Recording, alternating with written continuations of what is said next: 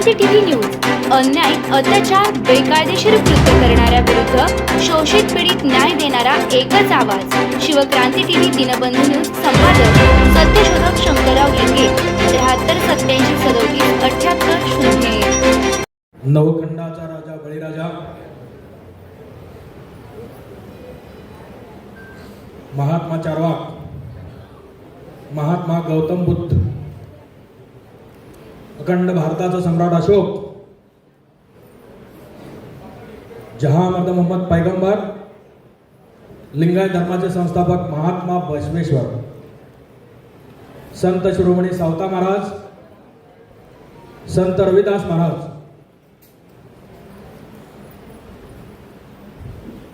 संत कबीर, संत तुकाराम महाराज, जाणता राजा छत्रपती शिवाजी महाराज, राष्ट्रपिता महात्मा ज्योतिराव फुले, लोकराजा छत्रपती शाहू महाराज, विश्वरत्न डॉक्टर बाबासाहेब आंबेडकर, साहित्यरत्न अण्णाभाऊ साठे, राष्ट्रसंत गाडगे बाबा, राजमाता अहिल्यादेवी होळकर, स्त्री शिक्षणाची आई सावित्रीबाई फुले, प्रथम मुस्लिम महिला शिक्षिका फातिमा शेख यांना मी प्रथम वंदन करतो. अखिल भारतीय माळी महासंघाच्या वतीनं या ठिकाणी आज 10वा वधूवर पालक परिचय मेळावा, या मेळाव्याचे संयोजक, या कार्यक्रमाचे अध्यक्ष माननीय गोवनजी वैराळे साहेब, मंचकावर उपस्थित अखिल भारतीय माळी महासंघाचे राष्ट्रीय कार्याध्यक्ष रमेश हिरुळकर साहेब,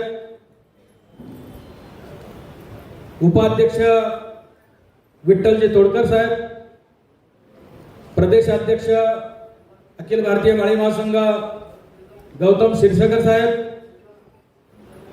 मंचकावर उपस्थित असलेले अविनाश ठाकरे, या कार्यक्रमाचे संयोजक अखिल भारतीय माळी महासंघाचे प्रदेश सरचिटणीस कैलासजी जामगडे, या कार्यक्रमाला उपस्थित असलेल्या अखिल भारतीय माळी महासंघाच्या राष्ट्रीय माजी महिला अध्यक्षा रोहिणीताई पाटील, मंचकार असलेले अखिल भारतीय माळी महासंघाचे विभागीय अध्यक्ष तानकर साहेब, देशमुख साहेब, सर्वच अखिल भारतीय माळी महासंघाचे पदाधिकारी,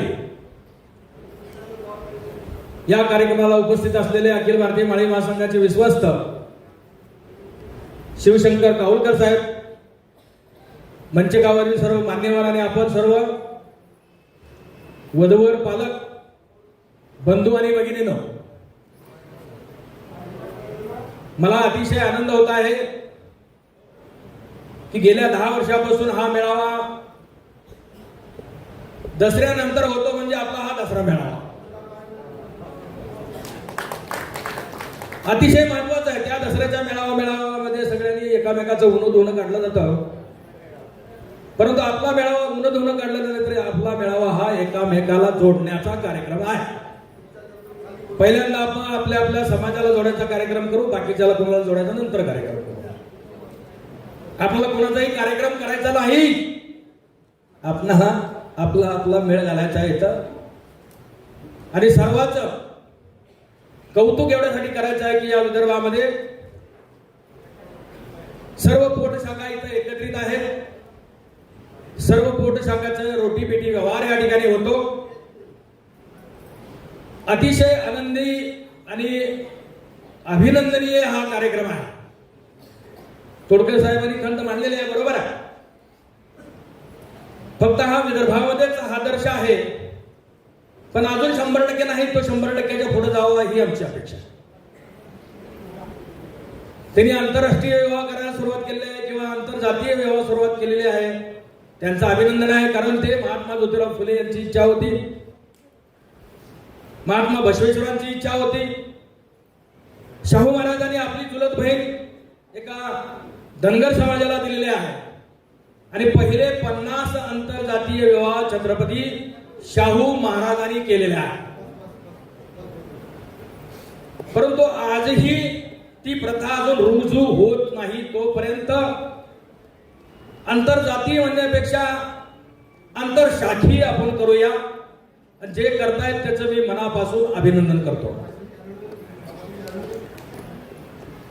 कारण आता पालकांना मला खास करून सांगायचं आहे की आता तुम्ही आंतरजातीय विवाहाला परवानगी दिली काय नाही दिली काय, 18 वर्षानंतर ते स्वतंत्र असतात. तुम्ही परवानगी नाही दिली तर ते गपचूप आता 9,000 काय तर पळून गेले असं सांगतात. तर तुम्ही परवानगी दिली तर ते पळून जाणार नाहीत, रोज लग्न करतील आणि तुमचा आशीर्वाद घेतील. आता युग चंद्रावर चाललेला आहे, त्यामुळे या गोष्टीला जास्त महत्व न देता मुलगा मुलगी शिकलेले आहे, मुलगा मुलगी कर्तव्य दक्ष आहे, त्यांच्या आई वडिलांची किती प्रॉपर्टी आहे यांच्याकडे कधीही बघू नका.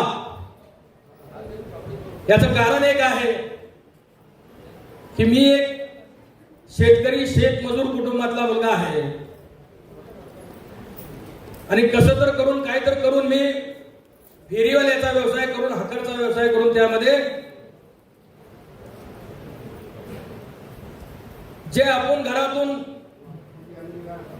जे काही बिनकामाच्या वस्तू आहे कधी फेकून देतो, कधी विकून टाकतो, असा हा व्यवसाय, मोडीचा व्यवसाय मी केलेला आहे, म्हणजे भंगारचा व्यवसाय केलेला आहे. आणि आपल्यात कुणीही करत नाही याची मला खंत वाटते.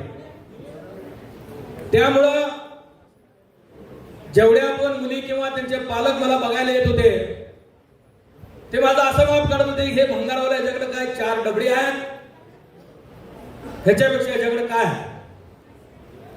परंतु त्या 4 डबड्याच्या ह्याच्यावरच मी 4 एकर जमीन पहिल्यांदा घेतली.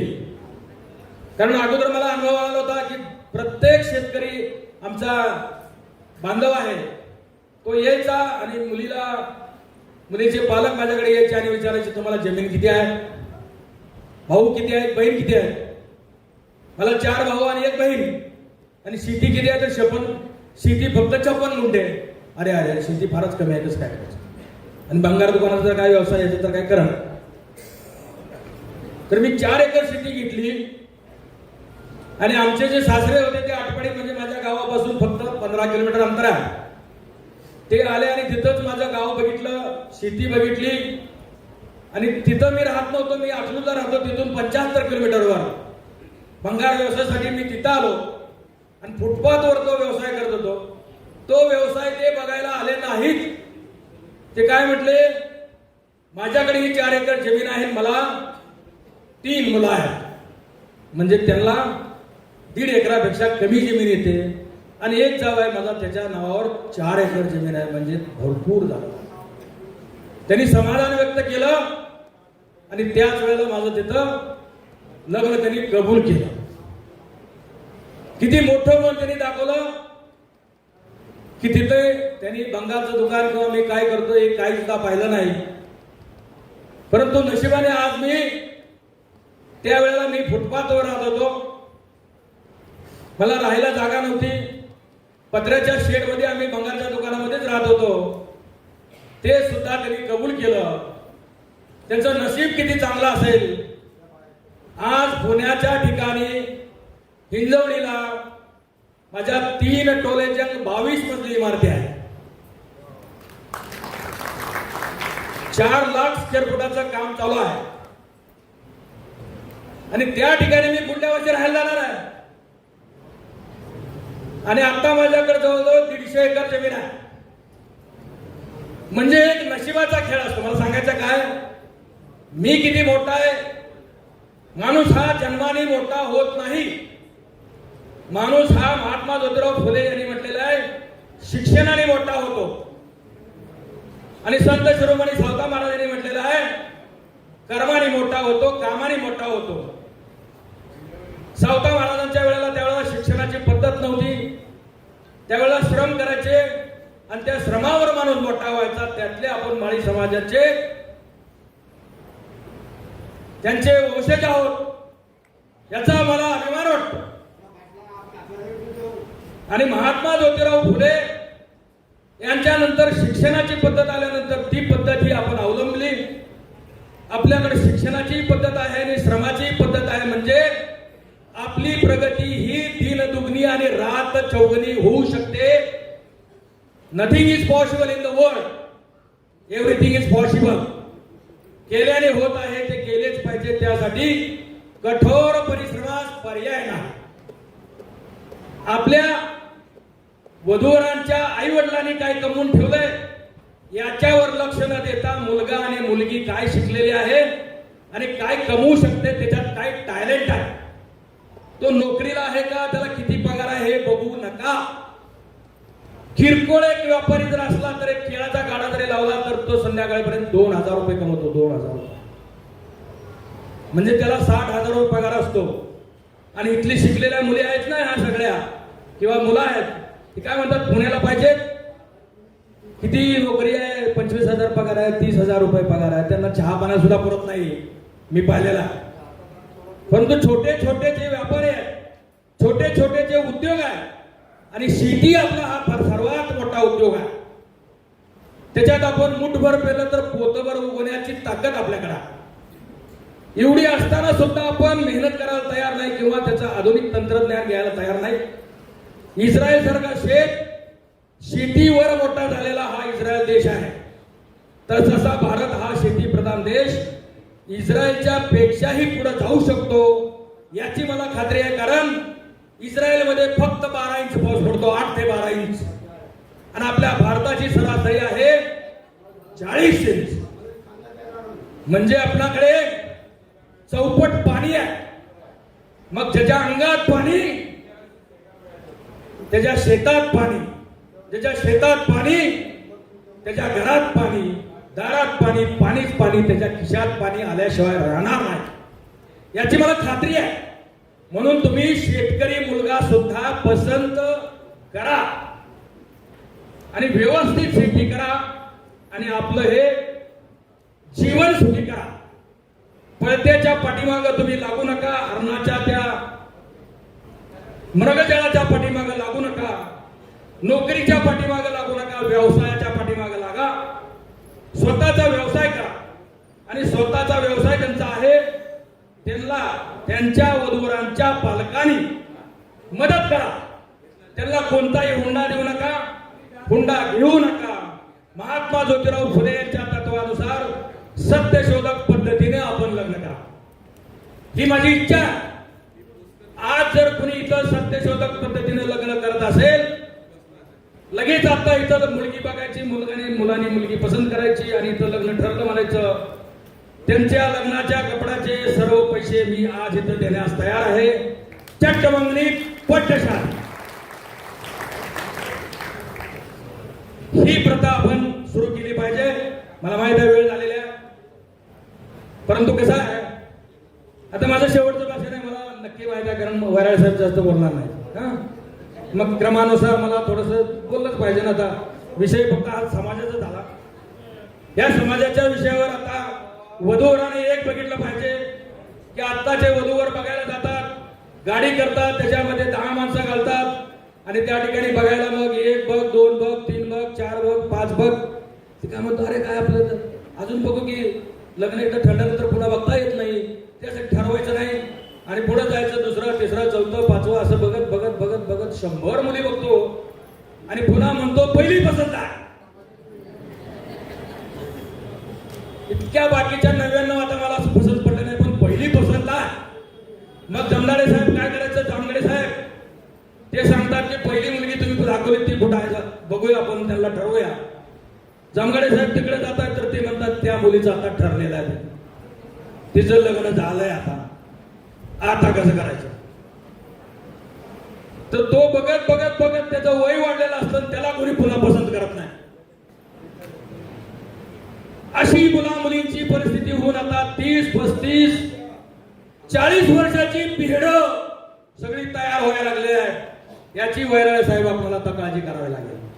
वय वाढतंय, या वयाचा विचार या मुला मुलींनी केलाच पाहिजे आणि योग्य वयामध्ये आपला जोडीदार शोधलाच पाहिजे आणि पालकांनी जास्त त्याच्यामध्ये लक्ष न घालता आपल्या मुला मुलींना त्यांनी आपलं स्वातंत्र्य हे दिलंच पाहिजे.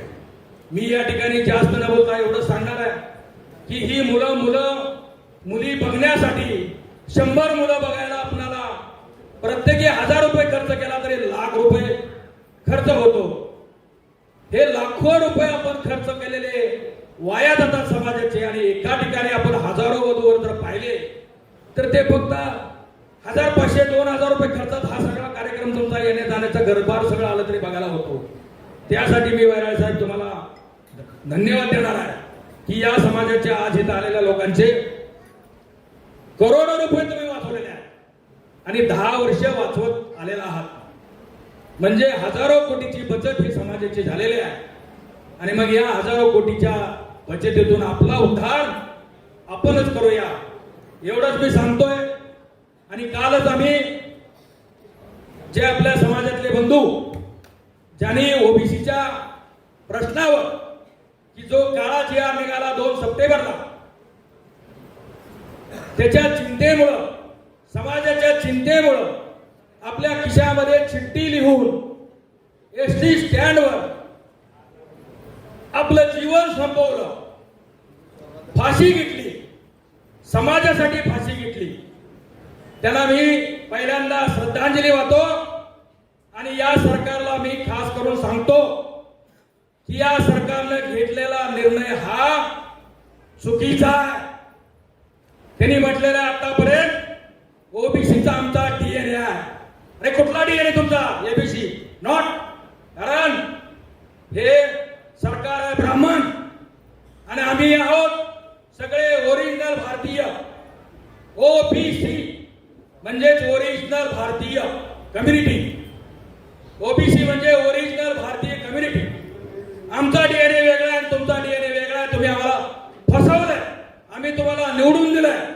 तसाच त्याचा बदला आपण घ्यायचा असेल तर आता येत्या काळामध्ये आमच्या विजय बोचरे साहेबांना जे बलिदान दिलंय ते बलिदान आपण वाया घालवायचं नाही. त्याच्याबरोबर 15 बलिदान अजून गेलेले आहेत साहेब. तर हे बलिदान आपल्याला वाया घालवायचं नाही. आता याच्यानंतर आपण आपले सगळं तुम्ही हिसकावून घेतलं. या सरकारनं जी आर दिला आणि सगळे कुणबी मराठा कुणबी एकत्र करून तुम्ही आमचं हिसकावून घ्यायचा प्रयत्न केला. या सरकारला किती वेळा सांगायचं? न्यायाधीशाने सांगितलं, छत्रपती संभाजीनगर मधल्या मारला पल्ले हायकोर्टाने सांगितलं कुणबी मराठा कुणबी यांना एकत्र, कुणबे वेगळे आहेत आणि ते फक्त कुणबी ओरिजिनल कुणबी हे कोकणातले आहेत आणि विदर्भात थोडे म्हणजे तिरळा कुणबी वगैरे वगैरे काही अशा 30-40 प्रकारचे कुणबी आहेत. ते छोटे छोटे आहेत, ते फक्त ओरिजिनल आहेत. कुठं पाटील, कुठं देशमुख, कुठे अमकं तमकं, ते कुणी कुणबी नाही आणि ते सगळे आपल्याला फसवतात. पुढल्या काळामध्ये आरक्षण धारकालाच मतदान केलं पाहिजे. बाकीच्याला पाडून टाकायचा कार्यक्रम करा, कारण त्यांनी आपल्याला फसवण्याचा कार्यक्रम केलेला. मी पक्षाला कुणाला काही बोलणार नाही, शॉर्टच बोलतोय. 1 मिनिटाचं काम राहिलेलं आहे, त्यामुळं माझ्या डोक्यातनं काहीतरी निघून जाईल, कारण डोक्यावर आता फार वजा आहे माझा. परंतु आपल्याला याचा बदला कुठेतरी घेतलाच पाहिजे, कारण आपला डीएनए म्हणतात, ओबीसीचा म्हणतात, ओबीसीने बरोबरून त्यांना निवडून दिलं. हा आम्ही गुन्हा केलाय असं मानतो आणि येत्या निवडणुकीमध्ये त्यांची जागा त्यांना दाखवून द्या. मराठ्याला तर मतदान करायचंच नाही, ओबीसीला मतदान करायचं, एससीला करायचं आणि आदिवासीला करायचं, अल्पसंख्याकाला करायचं. कुणाला पण करा पण मराठ्याला अजिबात करायचं नाही, हे पहिलं वाक्य बोलतो आणि थांबतो. जय ज्योती, जय क्रांती, जय भीम, जय भारत, जय संविधान. धन्यवाद.